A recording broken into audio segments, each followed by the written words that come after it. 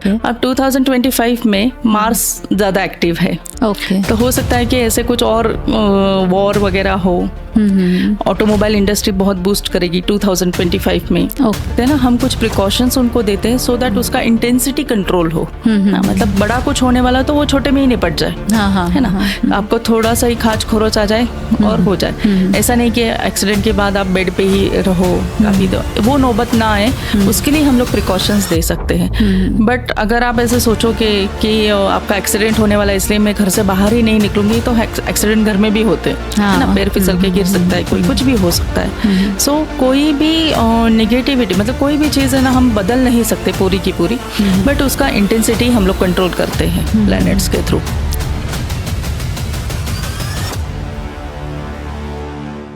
आज आपका भारत गुरुज चैनल पर बहुत बहुत स्वागत है। जैसे कि आप जानते हैं कि हर एपिसोड में हम किसी न किसी फील्ड के बारे में आपको जानकारी देते हैं। आज का बहुत ही इंटरेस्टिंग टॉपिक है जो हर किसी को पसंद है, बड़ों से लेके छोटों तक हर कोई उस फील्ड के बारे में जानकर बहुत ही खुश होगा कि उसका नाम है वैदिक साइंस। वैदिक साइंस के बहुत सारे पार्ट है, जैसे न्यूमरोलॉजी है, जैसे वास्तुशास्त्र है, जैसे एस्ट्रोलॉजी है, टैरो कार्ड रीडिंग है। वैदिक साइंस के इतने सारे पार्ट के स्टडी करते करते डॉक्टर पल्लवी जी शाह, इन्होंने 15 साल से इसमें अपना प्रोफेशन एक ऊंचाई तक पहुंचाया है, जिन्हें प्राइड ऑफ भारत अवार्ड से भी नवाजा गया है। महाराष्ट्र गवर्नमेंट ने भी बहुत सारे रिकॉग्निशन अवार्ड्स इन्हें दिए हैं। बेस्ट वास्तु कंसल्टेंट अवार्ड से भी नवाजा गया है। तो आइए ज़्यादा समय न गवाते हुए मिलते हैं डॉक्टर पल्लवी जी शाह ने। नमस्कार मैम। नमस्कार। आज आपका भारत गुरुज चैनल पर बहुत बहुत स्वागत है। शुक्रिया। और आज जब हम बात करने जा रहे हैं, जैसे कि मैंने दर्शकों को कहा है कि आप न्यूमरोलॉजी, टैरो कार्ड रीडर और वास्तु, इन सब के आप एक्सपर्ट हो। आप पीएचडी भी वैदिक साइंस में हासिल कर चुकी हैं। तो आज ये बड़ा एक्साइटिंग लगता है क्योंकि लोगों को एक ये रहता है कि नहीं, मेरा भविष्य क्या होगा या मेरा नंबर क्या है। तो आजकल ये बहुत ज़्यादा ट्रेंडिंग भी चल रहा है, हम रील्स जब देखते हैं। तो सबसे बेसिक सवाल, जैसे कि हम ये स्टूडेंट्स के लिए एपिसोड करते हैं या पेरेंट्स के लिए, किसी को सीखना है किसी फील्ड में, तो उसके लिए एपिसोड भारत गुरुज का आज हम लेकर आए हैं। तो सबसे स्पेसिफिक एक सवाल आपसे पूछना चाहूँगी कि वैदिक साइंस ये क्या है? वैदिक साइंस मतलब जो हमारे वेदास से आया है।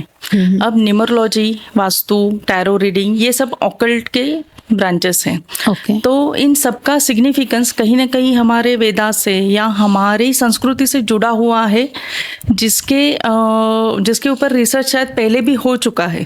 ठीक है, बट वो चीज़ें हम वो वे से बाहर नहीं आई, या पहले उसको छुपा छुपा के चलते थे, क्योंकि ऑकल्ट मतलब कैसा है ना, गूढ़ ज्ञान, कि ये सबके हाथ में नहीं आना चाहिए। अगर किसी ने कोई इसका मिसयूज भी कर सकता है, इसलिए इसको एक्सपोजर उतना नहीं मिला था शुरू में। बट अभी जैसे कहते हैं ना कि कहीं बाहर से आया हुआ इम्पोर्टेड टैग लगने के बाद हम उसे बहुत सोचते हैं या उसके लिए हम लोग बहुत इंटरेस्ट लेते हैं, वैसा ही कुछ इसके साथ हुआ है। अदरवाइज ये इंडियन साइंस ही है।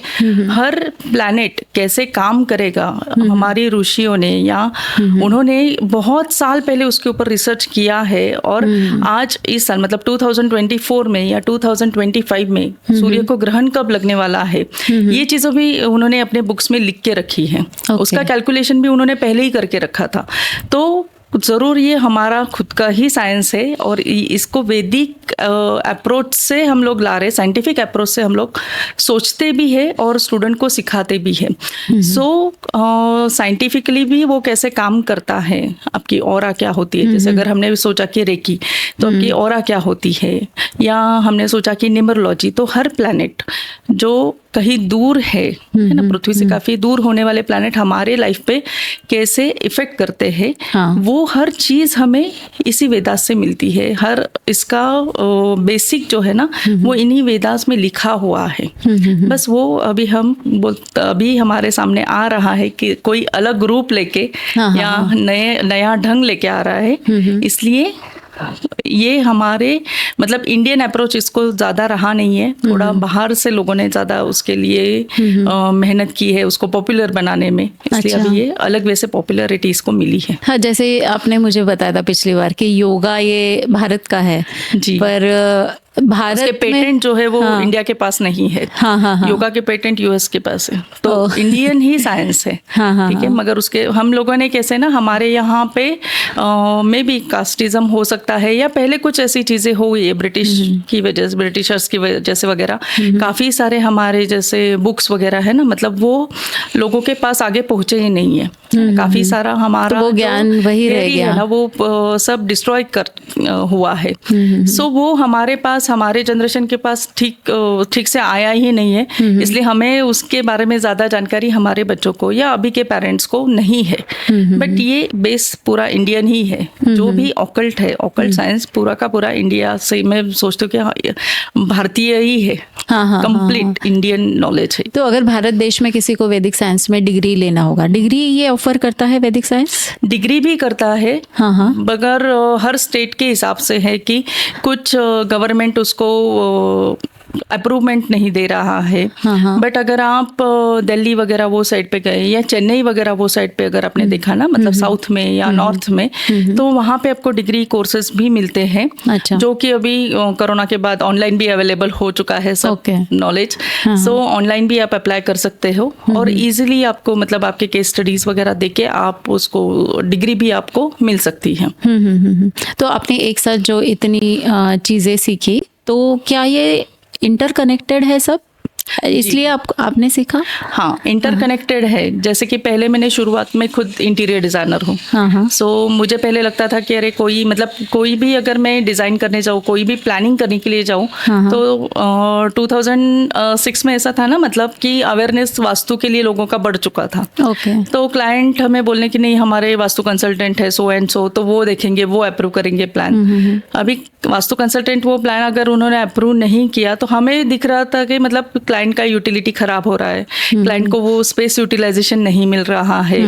वास्तु मतलब वो उनका वास्तु के हिसाब से अप्रोच बराबर था, मगर वो सॉल्यूशंस हमें कंप्लीटली नहीं मिल रहे थे कि ये चीज यहाँ पे नहीं चाहिए। ठीक है, तो उसके लिए मतलब और क्या ऑप्शन हो सकता है, तो वो ऑप्शन नहीं मिल रहे थे हमें। सो मैंने सोचा कि चलो मैं खुद ही ये पढ़ती हूँ, सो मैं कुछ ना कुछ उसके ऑप्शंस निकाल पाऊंगी। सो मैंने इसमें पढ़ाई शुरू किया और बाद में मुझे ऐसा लगा कि नहीं, क्लाइंट को मैंने कुछ रेमेडी दिया तो उनको इफेक्टिव भी लग रहा था, मेरा भी काम हो रहा था और क्लाइंट को भी, मतलब वो इंटीरियर के लिए आज लोग करोड़ों का घर लेते हैं, लाखों में उसके लिए इंटीरियर पे खर्च करते हैं, तो उस क्लाइंट को वो सेटिस्फेक्शन मिलना चाहिए। इसलिए फिर मैंने सोचा कि चलो हम ही सॉल्यूशन देंगे। फिर मुझे ऐसा लगने लगा कि नहीं, ये कुछ रेमेडीज है ना, मतलब हर एक के ऊपर अप्लाई नहीं होती।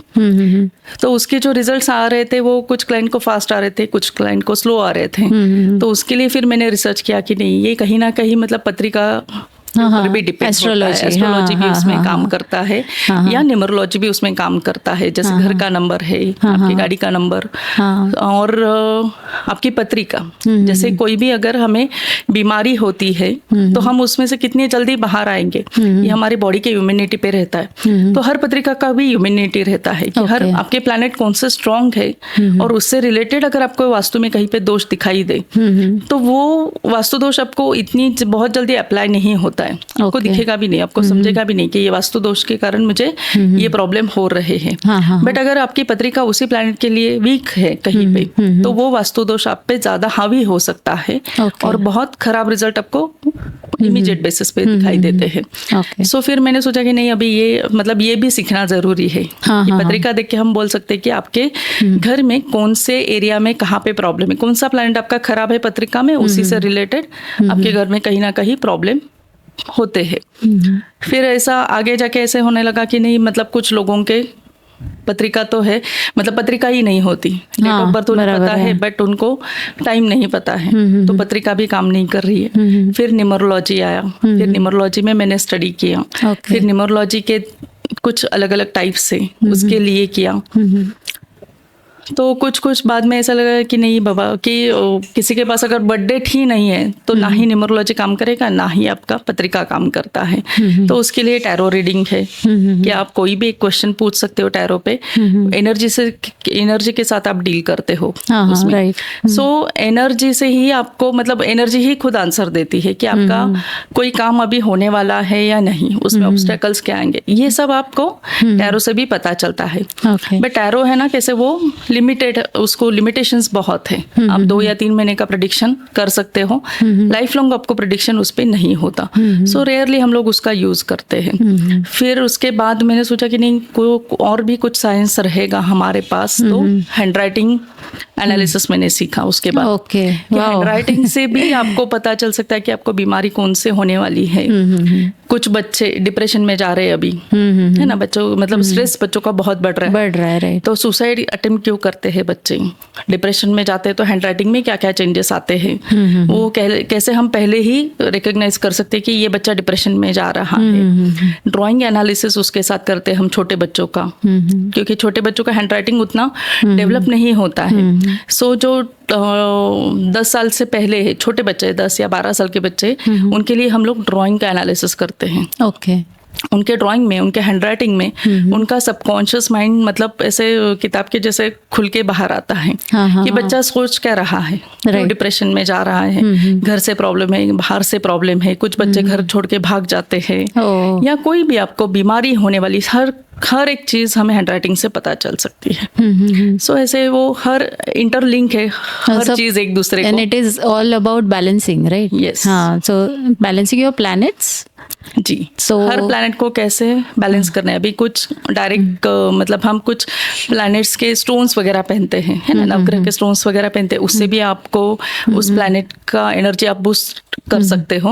और वही चीज आप हैंडराइटिंग से भी कर सकते हो। जो लोग नहीं चाहते कि मैं स्टोन पहनूं, या जिन लोगों का, जिन क्लाइंट्स का कैपेसिटी नहीं है उन स्टोन्स पे खर्चा करना, ठीक है, तो उनके लिए हम लोग हैंडराइटिंग में ही उन्हें कुछ चेंजेस सजेस्ट करते हैं, जो उन्हें बार बार लिखना पड़ता है, तो उनका सबकॉन्शियस माइंड भी उससे कनेक्ट हो जाता है और वो प्लैनेट का एनर्जी भी बूस्ट होता है वहां से। तो ये सब एक साइंस है। जी, दैट्स व्हाई इसे वैदिक साइंस कहा जाता है। जी जी। Okay, that's really interesting. पर अभी आपने बात करते करते मुझे कहा कि न्यूमरोलॉजी भी एक पार्ट प्ले करता है। देन न्यूमरोलॉजी के कितने टाइप्स होते हैं पढ़ने के लिए? न्यूमरोलॉजी के वैसे 5 to 6 अलग अलग टाइप्स है, बट जो ज़्यादा प्रचलित है वो है पाइथागोरियन न्यूमरोलॉजी, लोशू ग्रिड और वैदिक ग्रिड। ओके। उसके बाद कबाला वगैरह वो भी ग्रिड्स आते हैं, बट उसका अभी तक इतना साइंटिफिक रेफरेंसेस नहीं मिल रहे, सो दैट उसके ऊपर ज़्यादा रिसर्च नहीं हुआ है, इसलिए थोड़े से वो आउट ऑफ द फोकस हो गए हैं, ठीक है। बट पाइथागोरियन, लोशो ग्रिड और वैदिक ग्रिड, ये 3 काफ़ी लोग पसंद भी करते हैं, और उसके जो कैलकुलेशंस है या उससे जो रिजल्ट्स हमें मिलते हैं वो भी काफ़ी अच्छे मिल रहे हैं। तो तीनों में डिफरेंस क्या होता है? अब पाइथागोरियन में कैसा है ना कि सिर्फ आपका मूलांक और भाग्यांक और उसके कॉम्बिनेशंस उसी पे ही काम किया जाता है। अच्छा। उसमें कोई स्पेसिफिक ग्रिड नहीं है। आपका कौन सा रूलिंग प्लैनेट है और उसके सपोर्टिंग प्लैनेट कौन से हैं, उसी के ऊपर उसका प्रेडिक्शन भी डिपेंड होता है, और उसके लिए जो रेमेडी सजेस्ट की जाती है उसी के बेस पे किया जाता है। बट लोशु ग्रिड और वैदिक ग्रिड अपने आप में मतलब जैसे हम लोग पारंपरिक हमारी पत्रिका देखते हैं, ठीक है, तो पत्रिका जैसे रहते हैं ना, उसमें 12 खाने रहते हैं और हर कोई प्लैनेट कहाँ पे आया है, कौन सी राशि कहाँ पे है, उससे प्रेडिक्शन होता है। तो लोशु ग्रिड और वैदिक ग्रिड अलग अलग ग्रिड्स है, बट ये भी ऐसा है ना कि कौन सा नंबर कहाँ पे ग्रिड में लिखा जाएगा वो फिक्स है। फिर आपके बर्थ डेट में वो नंबर कौन से नंबर अवेलेबल है, उसके रिपीटेशंस कितने हैं, वो कौन से मिसिंग नंबर्स है, उसके ऊपर से प्रेडिक्शन और रेमेडीज सजेस्ट की जाती है। This is more deep, you go in more deep. Okay. Lo Shu grade भी मैं बोलूँगी कि थोड़ा बेसिक लेवल पे है, वैदिक ग्रेड ज़्यादा डीप है, जो कि हमारा जो ट्रेडिशनल वे है पत्रिका का, उसके साथ काफ़ी उसके मतलब काफ़ी मैच होता है वो। हर चीज़ हम प्रेडिक्ट कर सकते हैं, जैसे लाइफ के इवेंट्स है, मैरिज कब होने वाला है, जॉब कब लगने वाला है, बिजनेस कौन सा करना चाहिए, चाइल्ड बर्थ, ऐसे जो इवेंट्स हैं ना वो वैदिक ग्रिड से हम लोग ज़्यादा एक्यूरेटली प्रेडिक्ट कर सकते हैं। ओके तो ये सब जो न्यूमरोलॉजी है, ये अभी तो हम बहुत सारे रील्स भी देख रहे हैं, बहुत सारा ट्रेंड भी देख रहे हैं। आउट ऑफ क्यूरियोसिटी एक ट्रैक से हटके पूछना चाहूँगी कि 2025 कैसा होगा? अब जैसे 2024 में भी ये क्वेश्चन आया था शुरू में, सो 2024 हमने कहा कि नहीं वो शनि से रिलेट कर रहा है, मतलब शनि यहाँ पे स्ट्रांग होगा। तो आपने देखा होगा कि ये इस साल मतलब जो गोल्ड और सिल्वर के रेट्स है वो कितने हाइक हो गए, ठीक है, मेटल के रेट्स कितने हाइक हो गए ये साल। और दो मतलब अलग अलग कंट्रीज में बोलते हैं ना कि झगड़े या वो भी चीजें हो गई है काफी सारी, ठीक है, अनप्रेडिक्टेबल चीजें भी हुई है इस साल, क्योंकि शनि प्लैनेट ज्यादा एक्टिव था 2024 में। अब 2025 में मार्स ज्यादा एक्टिव है, तो हो सकता है कि ऐसे कुछ और वॉर वगैरह हो। ऑटोमोबाइल इंडस्ट्री बहुत बूस्ट करेगी 2025 में, ठीक है, और हो सकता है कि हमारा मतलब इंडियन आर्मी, नेवी या वो लेवल पे कुछ ऐसे पॉजिटिव चेंजेस हमें दिखने के लिए मिले कि जहाँ से हमारी कंट्री थोड़ा और नेक्स्ट लेवल पे जाए। हाँ, तो ये ऐसा हमारा 2025 साल रहेगा। और कॉमनली अगर आपको कुछ बताना है कॉमन इंडिविजुअल को, तो कैसे होगा? कॉमन इंडिविजुअल को कि आपका मतलब अचीवमेंट भी आपको मिल सकता है, थोड़ा स्ट्रगल इनिशियली रहेगा, या थोड़ा सा अग्रेसिवनेस हर किसी में दिखाई देगा। फिर वो अगर आपको कुछ अचीव करना है तो अग्रेशन वो पॉजिटिव भी हो सकता है, अग्रेशन निगेटिव भी हो सकता है ना। मार्स का अगर निगेटिव हमने देखा है, मंगल पे काफी लोगों का क्यूरियोसिटी रहता है, पत्रिका में अगर मंगल रहा तो शादी के लिए प्रॉब्लम होता है। सो ऐसी चीजें इस साल भी दिखाई देंगी कि थोड़े से शादी वगैरह ऐसी चीजें डिले हो गई मंगल के कारण। बट जो इंडस्ट्री एरिया है, जो मैन्युफैक्चरिंग जो लोग करते हैं, इंडस्ट्रीज जो है, उनको एक अच्छा पॉजिटिव वो कुछ स्टेप ले पाएंगे या खुद को और नेक्स्ट लेवल पे ले जा सकते हैं। ऑटोमोबाइल इंडस्ट्री भी अच्छा काम करेगा, ऑयल और जो स्पेयर पार्ट्स वगैरह रहते हैं या कमोडिटी मार्केट है वो भी बूस्ट करेंगे। इवन थोड़ा बहुत आपको प्रॉपर्टी में भी उसके चेंजेस दिखाई देंगे, रियल एस्टेट में पॉजिटिवली दिखाई तो इन सबको ये बेनिफिट देगा 2025 जरूर। और अगर हमें हमारा साल अच्छा करना है तो हमें क्या मेहनत करनी चाहिए? मेहनत ही ज्यादा करवाएगा इनिशियली ये पहली बात तो, और फिर आपको उसके benefit eight the end of the year मिलेंगे। इनिशियली आपको थोड़ा सा स्ट्रगल रहेगा, थोड़ी सी मेहनत रहेगी। हो सकता है कि थोड़ा सा मैं कहूँगी सब लोगों के कि आपने थोड़ा सा हेल्थ वाइज भी थोड़ा प्रिकॉशंस लेने चाहिए, ठीक है, क्योंकि मार्स है ना, मतलब कैसे ना वो आपको कभी कभी एक्सीडेंट्स वगैरह वो चीज़ें भी दिखा सकता है। जैसे मैंने कहा पहले भी कि वॉर वगैरह ऐसी भी चीज़ें हो सकती है। सो आपका अग्रेशन थोड़ा सा आप अगर कम रखोगे, ठीक है, तो ये साल आपको अच्छा बेनिफिट भी देगा। तो मेडिटेशन करना चाहिए सभी ने जरूर तो वो ज़्यादा पानी पियो, ज़्यादा मेडिटेशन करो, खुद को कूल रखो। सो ये एनर्जी आपको पॉजिटिवली काम करेगी आपके लिए। अच्छा, और ये जब न्यूमरोलॉजी की बात आती है तब आपने जैसे पहले कहा कि मूलांक वगैरह होते हैं, तो फिर आप हमें बता सकते हैं कि इन नंबर्स के लिए ये साल कैसा रहेगा?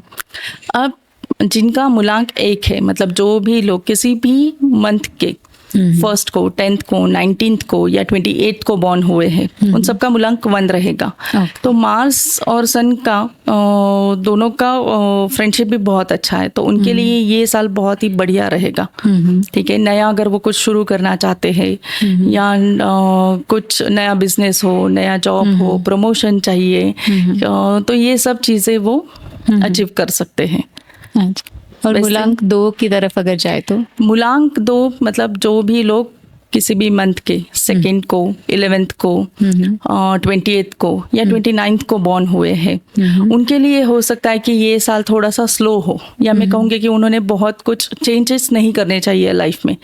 जो चेंजेस, क्योंकि ये 2024 भी शायद उनके लिए थोड़ा टफ गया होगा, और तो ये साल भी उनको सॉल्यूशंस मिलेंगे, मगर eight the end of the year तो थोड़ा सा स्लो प्रोग्रेस रहेगा उनका। बट उन्होंने अगर प्रिकॉशंस लिए कुछ, तो ये साल पॉजिटिव रहेगा, बट कुछ ऐसे एडवेंचरस चेंजेस उन्होंने लाइफ में नहीं करने चाहिए। जो चल रहा है वो चलने दो, नेक्स्ट ईयर आपके लिए ही है। 2026 उनके लिए बहुत कुछ चेंजेस लेके आएगा। नंबर 2 के लिए। अच्छा, तो उन्हें इस साल पूरा एक मेहनत करके कि जो चालू है उसी के ऊपर फोकस्ड रहो, बहुत ज़्यादा चैलेंजिंग कुछ नहीं करना चाहिए। So at the end of the year उनको कुछ ना कुछ अचीवमेंट के लिए, प्रोग्रेस के लिए उनको कुछ बोलते ना रास्ते अपने आप ओपन होंगे। सो अप्रोचिंग टुवर्ड्स द 2026 राइट, 2026।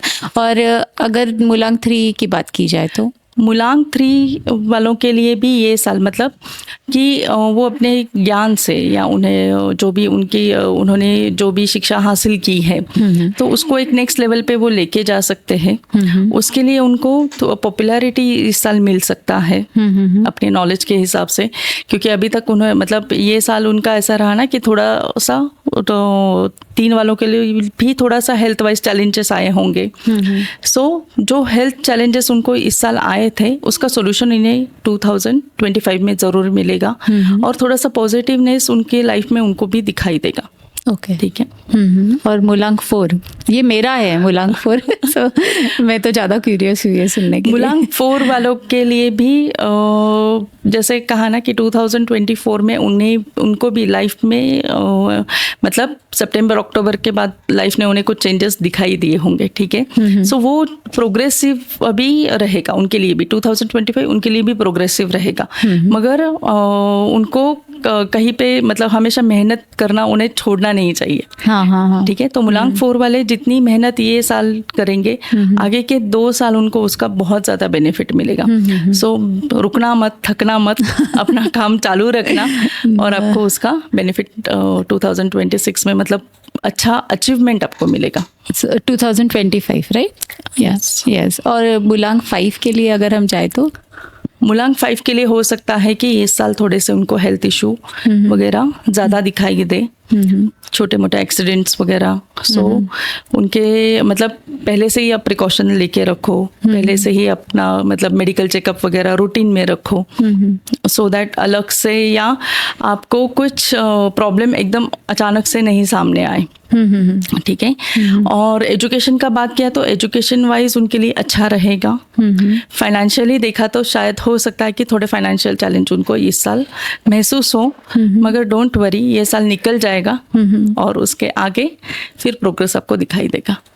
और मुलांग 6 की अगर हम बात करें तो मुलांग 6 के लिए ये साल अच्छा रहने वाला है। पॉपुलैरिटी, ग्लैमर सब उनके पास है, ऑलरेडी है मुलांग 6 के पास। सो वो ये साल और बढ़ेगा, है ना, जल्दी पॉपुलैरिटी मिलेगी या ग्लैमर की तरफ वो ज़्यादा फोकस रहेंगे और उन्हें उसमें सक्सेस भी मिलेगा। मुलांग 6 वालों के लिए ये साल अच्छा है, फाइनेंशियली भी अच्छा काम करेगा।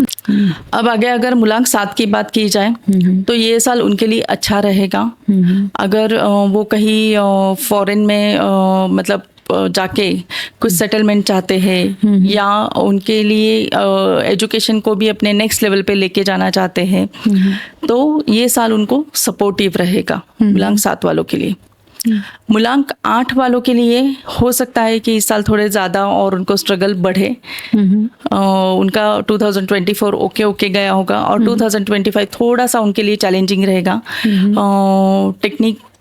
टेक्नोलॉजी से रिलेटेड, हेल्थ से रिलेटेड थोड़ा उनके चैलेंजेस बढ़ सकते हैं, बट मैं कहूँगी कि घबराने की ज़रूरत नहीं है। थोड़े से प्रिकॉशन आप लेके चलो, थोड़ा सा आपका रूटीन लाइफ सेट करो सो दैट कहीं कुछ मिस ना हो जाए और आपको उसका नेगेटिव एस्पेक्ट उसका सामने ना आए। सो जो है वो चलने दो और खुद को थोड़ा सा ट्रैक में रखो। सो ये उनके लिए भी ठीक ठाक रहेगा।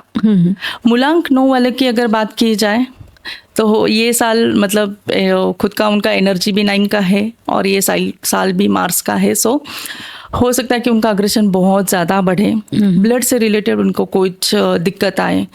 सो उन्हें मेडिटेशन भी करना चाहिए, अपने आप को शांत रखना चाहिए या अपने आप को थोड़ा सा चैनलाइज करना चाहिए।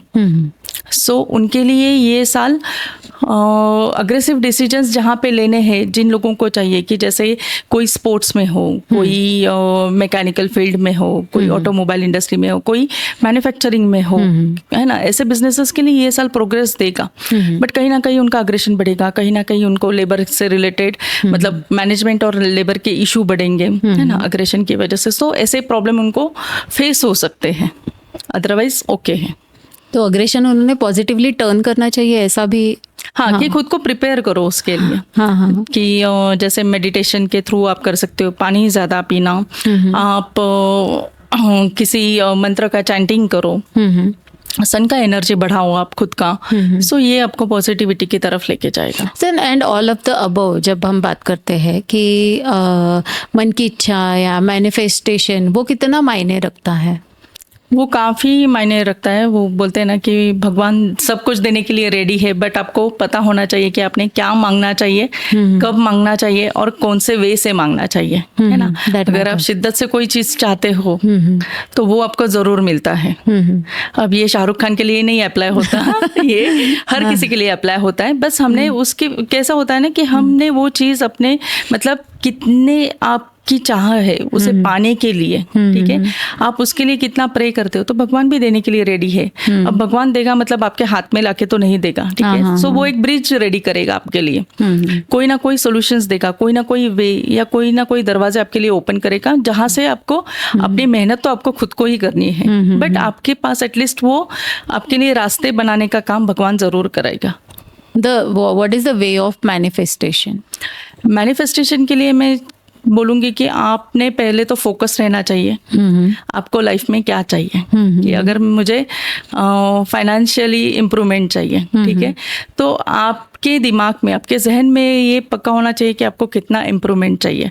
फिर वो आप रुपीज़ में भी बोल सकते हो, आप परसेंटेज में भी बोल सकते हो, और आपको वो रोज़ चीज़ अपने आप से बात करनी चाहिए, अपने आप को बार बार बतानी चाहिए, सो दैट आपका सबकॉन्शियस माइंड वो कैप्चर करे, वो अपने पास स्टोर रखे एनर्जी, और बार बार आपको देखो। अभी कैसा होता है ना कि आज मैंने आपको कहा कि आपके लिए पीपल का पेड़ बहुत अच्छा है, आप पीपल के पेड़ की सेवा करो।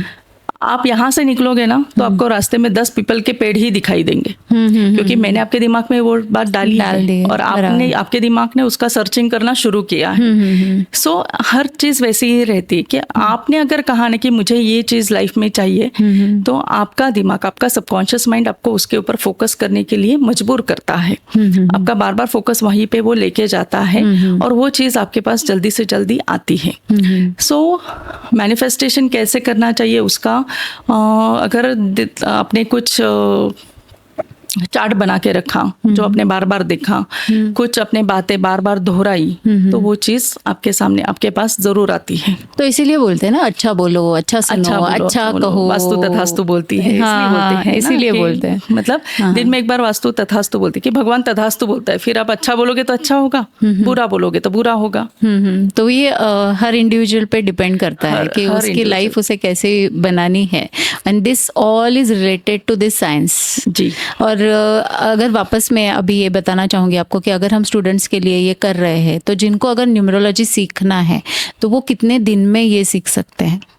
जैसे मैंने कहा कि पाइथागोरियन, लोशो ग्रिड और वैदिक ग्रिड ये ज़्यादा फेमस है या ज़्यादा प्रचलित है और एक्यूरेसी भी ज़्यादा है। उसमें भी पाइथागोरियन में कोई ग्रिड नहीं है और उसके लिमिटेशंस बहुत है, क्योंकि उस पर सिर्फ मूलांक और भाग्यांक के ऊपर काम होता है, ठीक है। सो उसके बाद आता है लोशो ग्रिड। अब लोशो ग्रिड उसको नाम दिया है फैंसी, बट वो हमारे इंडियन साइंस से ही रिलेट करता है।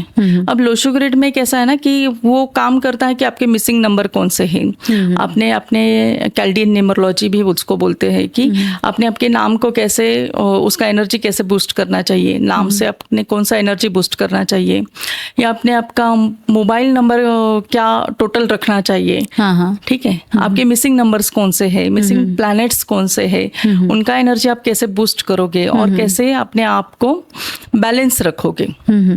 बट लोशो ग्रेड में कैसा है ना कि बहुत वो उससे ज़्यादा डीप नहीं है। मिसिंग नंबर पे काम करो, जो आपके मिसिंग प्लैनेट है उसी पे काम करो और उससे आपको रिजल्ट मिलते हैं।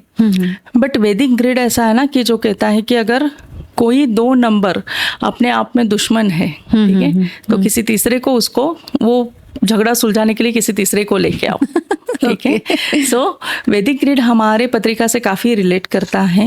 एक्यूरेसी उसमें सबसे ज्यादा है। हर 2 नंबर का कंपैटिबिलिटी जो भी आपके ग्रिड में, उसके कम से कम 50+ योगास बनते हैं ग्रिड से। सो हर योगा कैसे काम करता है, आपके मोबाइल नंबर में अगर 10 डिजिट है तो उनसे जो पेयर क्रिएट होते हैं, 9 पेयर क्रिएट होते हैं हर मोबाइल नंबर में मैक्सिमम। सो वो 9 पेयर, उनका एक दूसरे के साथ, उनके नंबर्स का एक दूसरे के साथ क्या सिग्निफिकेंस है, क्या रिलेशन है, और वो कॉम्बिनेशन आपके लाइफ पे कितना इफेक्ट करता है, इतना डिटेल में वो चीज़ है, ठीक है। सो वैदिक ग्रिड ने कहा, वैदिक ग्रिड से उन्होंने कहा है, मतलब वैदिक ग्रिड में ये सिखाया जाता है कि आपके पास आपके खुद के मूलांक भाग्यांक है, अगर वो अच्छे काम नहीं कर रहे तो आपने कौन से प्लैनेट को अपने साथ लेके आना चाहिए सो दैट आपको वो बूस्ट मिले। और लोशो ग्रिड में हम सिखाते हैं बच्चों को, मतलब वो उस पर डिपेंड है कि आपका मिसिंग नंबर्स कौन से हैं और उनको आपने कैसे चैनलाइज करना चाहिए उस एनर्जी को।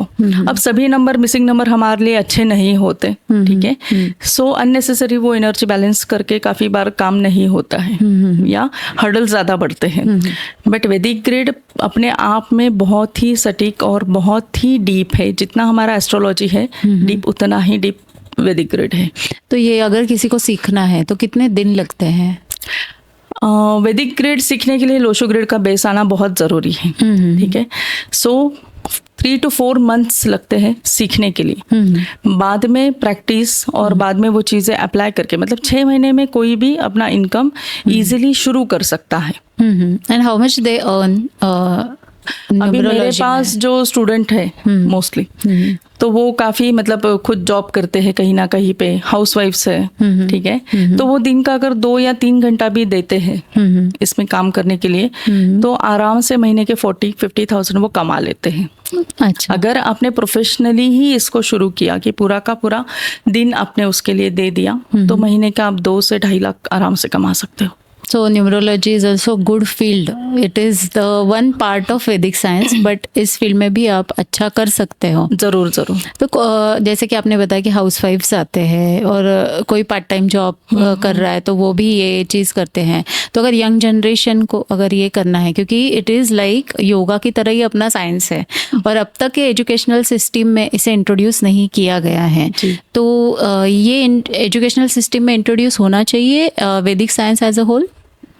होना चाहिए एटलीस्ट, मतलब बच्चों को पता होना चाहिए कि हमारे साइंस में क्या क्या है, हमारा इंडियन साइंस, हमारा इंडियन कल्चर क्या है और उसमें क्या क्या है साइंस में, वो पता होना चाहिए। फिर हर एक का इंटरेस्ट है बाद में कि वो कितना उसमें आगे ले जा सकता है, उसका इंटरेस्ट कितना रहेगा उसके ऊपर डिपेंडेंसी है कि वो कितना डीप सीखना चाहता है। बट एक बेसिक नॉलेज सबको होना चाहिए, है ना, क्योंकि आज हर कोई गूगल पे सर्च करता है, हर कोई यूट्यूब में देखता है, हर कोई फेसबुक इंस्टा से देखता तो है, सीखता तो है, पर वो आधा अधूरा नॉलेज होता है। वो राइट है क्या? तो सबको क्यूरियोसिटी तो है और ये मैं सोचती हूँ कि मतलब ये हमारे एजुकेशन सिस्टम में आना चाहिए, है ना, क्योंकि ये भी एक आपका करियर पॉइंट ऑफ व्यू से भी आप इसको देख सकते हो। कहीं पे फेल्योर होने के बाद आप अपना फील्ड चेंज करो, उससे बेटर है कि आप पहले से ही अवेयरनेस बच्चों को दे दो कि ये भी चीजें हैं जहाँ पे आप फोकस करके अपना करियर बना सकते हो और बहुत ही ईजी वे से बना सकते हो। और वो ये एक साधना है जी, इसमें साधना भी बोल सकते हो या मैं कह सकते हो कि ये करने के लिए आपको कुछ साधना करना भी ज़रूरी है ना, क्योंकि ये सब साइंस एनर्जी पे डिपेंड है और एनर्जी ऐसी चीज़ है ना जिसे आप मिटा नहीं सकते हो, है ना। हमने फिजिक्स में भी सीखा है किसी भी एनर्जी को हम नष्ट नहीं कर सकते। या तो आप उसको अलग रूप दे दो, उसको डाइवर्जन दे सकते हो या उस का फॉर्म चेंज कर सकते हो। सो ये एनर्जी के साथ भी ऐसा ही होता है कि ये सब चीजें करते टाइम, मतलब आप लोगों के दुख दर्द समझते हो, उसे सुनते हो, तो कहीं ना कहीं आपके सबकॉन्शियस माइंड पे या आपके ऑरा पे वो चीजें इफेक्ट होने लगती है। इसलिए आपको थोड़ा सा साधना भी करना जरूरी है। थोड़े सा मंत्र चैंटिंग से भी आप ये कर सकते हो, मेडिटेशन करके भी कर सकते हो, या जैसे स्वर ज्ञान है हमारा, ब्रीदिंग साइंस जो है उससे भी आप ये कर सकते हो, मगर खुद को पॉजिटिव रखना, खुद को बैलेंस करके रखना जरूरी है। When you attend your clients and when you give the solutions, that time आपका जो ऑरा है वो पॉजिटिव होना ज़रूरी है। ओके।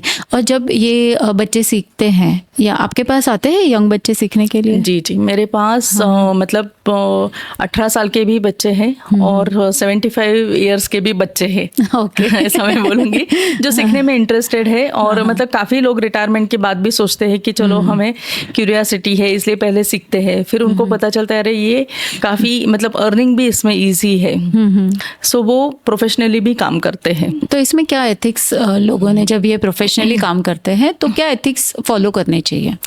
एथिक्स मैं बोलूँगी कि आप मतलब हो सकता है ना कि आपको पता चले कि क्लाइंट का कुछ नुकसान होने वाला है या कोई प्रॉब्लम में वो आने वाला है, बट वो क्लाइंट को समझाने का तरीका आपको आना चाहिए। हमें क्लाइंट को डराना नहीं है या ना ही उसे कोई फॉल्स ड्रीम्स दिखाने हैं। आपको उन्हें वो जो चीज़ उसके साथ होने वाली है या हो रही है वही आपको उन्हें सर्व करना है, बट वो वे ऐसा होना चाहिए ना जिसकी वजह से क्लाइंट निगेटिव अप्रोच ना रखे या निगेटिव ना हो जाए, डिप्रेस ना हो जाए, स्ट्रेस में ना आ जाए। सो मैं बोलूँगी कि ये एथिक्स आपको फॉलो करने चाहिए। और जैसे मतलब कुछ चीज़ें हैं जहाँ पे मेरे गुरु ने मुझे बोला है कि ये चीज़ें हमने आपको पता है तो भी आप क्लाइंट को नहीं बता सकते। जैसे चाइल्ड बर्थ के लिए जैसे चाइल्ड बर्थ के लिए मेल है या फीमेल है, किसी का डेथ हम प्रेडिक्ट नहीं कर सकते, है ना। सो ऐसी चीज़ों के लिए हमारे गुरु ने हमें रिस्ट्रिक्शंस दिए हैं। और मैं खुद मतलब सट्टे पे मैं कभी प्रेडिक्शन नहीं करती हूँ। ठीक है। सो वो एथिक्स मैंने रखे, मतलब मैंने खुद को रिस्ट्रिक्शंस दिए हैं इन चीज़ों के लिए। सो मतलब कुछ सट्टा ऐसी चीज़ है ना कि मतलब किसी का नुकसान होता है तो किसी को फायदा होता है ना। तो जिसको नुकसान होता है वो भी एनर्जी खराब है। सो मैं उसके लिए मैं प्रेडिक्शन नहीं देती हूँ किसी को भी। तो ये एथिक्स फॉलो करना ज़रूरी है। और हर क्लाइंट को लाइक जैसे कि अब जैसे आप मेरे दोस्त हो या कोई आपका करीबी है, so how do you treat that, like जैसे कि अगर I know everything about that knowledge, तो वो कितना सामने वाले के साथ वो कैसे टैकल करता है? फिर नहीं, हम बताते तो मैंने जैसे कहा ना हर चीज़ में बताती हूँ, ठीक है, मगर वो ढंग अलग होना चाहिए। जैसे अगर मुझे पता है कि किसी का एक्सीडेंट होने वाला है, ठीक है, सो एक्सीडेंट को रोकने का काम मैं नहीं कर सकती हूँ, किसी के भी हाथ में नहीं है वो। अगर विधाता ने आपके लाइफ में लिखा है कि ये चीज़ इस टाइम पे होने वाली है तो हम उसे रोक नहीं सकते। हम क्या कर सकते हैं ना, हम कुछ प्रिकॉशंस उनको देते हैं सो दैट उसका इंटेंसिटी कंट्रोल हो। मतलब बड़ा कुछ होने वाला तो वो छोटे में ही निपट जाए, है ना। आपको थोड़ा सा ही खाज खरोच आ जाए और हो जाए, ऐसा नहीं कि एक्सीडेंट के बाद आप बेड पे ही रहो काफी, वो नौबत ना आए, उसके लिए हम लोग प्रिकॉशंस दे सकते हैं।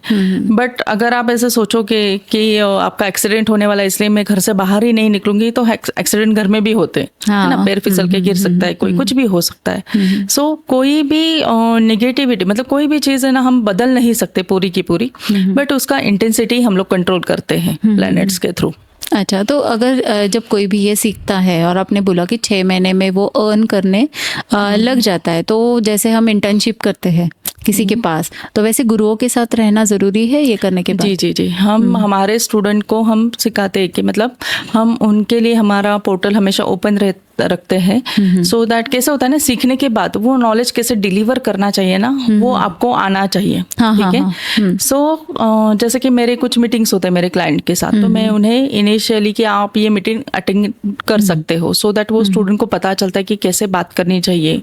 अचानक से कोई क्वेश्चन आया सामने तो उसे कैसे आंसर करना चाहिए, तो वो चीज़ें उनको समझती है, पहली बात तो। दूसरा ये होता है ना, स्टूडेंट के मन में दिल में डर रहता है कि मैं, हर एक को रहता है, मतलब मैंने भी जब शुरू किया था मेरे फर्स्ट क्लाइंट को उनके साथ बात करते टाइम मुझे भी डर लग रहा था, तो वो डर ना लगे इसके लिए भी ये थोड़ा मतलब ये प्रैक्टिस जो है ना वो काफ़ी काम कर रही है। पहले मैं भी ऐसे सिखाती थी और छोड़ती थी, फिर 2-4 महीने के बाद स्टूडेंट आते थे कि मैम अभी तक हमने शुरू ही नहीं किया, कैसे शुरू करें पता ही नहीं चल रहा है, मुझे डर लगता है क्लाइंट के साथ बात करते टाइम। सो हमने अभी सोचा कि चलो हम लोग जहाँ पे 3 महीने का कोर्स दे रहे वहाँ पे हम लोग और 3 महीने एक्सटेंड करेंगे और बच्चों को 3 महीने हम लोग इंटर्नशिप के जैसा उन्हें नॉलेज देंगे कि आप इस वे में बात करो, कुछ मेरे मीटिंग से वो आप अटेंड कर सकते हो, या बाद में जब क्लाइंट मिलना शुरू होता है तो कुछ सीनियर मेंबर उनको हेल्प करते हैं कि आपने ऐसे डिलीवर करना चाहिए,